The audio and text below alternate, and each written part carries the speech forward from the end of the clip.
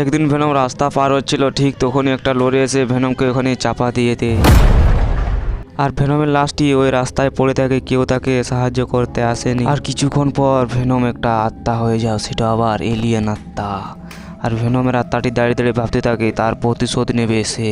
আর মনে মনে ভেনমের আত্মাটির প্রচন্ড পরিমাণে রাগ হয়। আর যখন তার মানব শরীরটা দেখতে থাকে ভেনমের আত্মা, তখন ভেনমের আত্মার প্রচন্ড পরিমাণে রাগ হয়। তখন তার জাদু শক্তি দিয়ে একটা তোপ বের করে এবং সব গাড়ি টাড়ি জ্বালিয়ে পুড়ে এখানে শেষ করতে শুরু করে দেয়। আর ভেনমের আত্মা এত শক্তিশালী, যাকে পাচ্ছে তাকে উড়ে দিচ্ছে। ওইখানে সাইকেলওয়ালাও রেহাই পাচ্ছে না।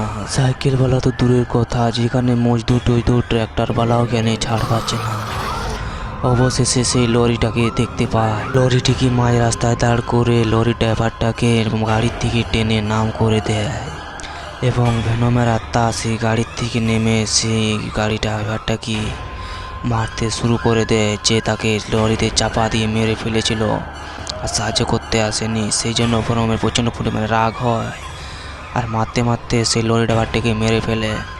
আর ভেনমের আত্মা তখনই শান্তি পাবে যখন তাকে সবাই লাইক করে চ্যানেলটিকে সাবস্ক্রাইব করবে।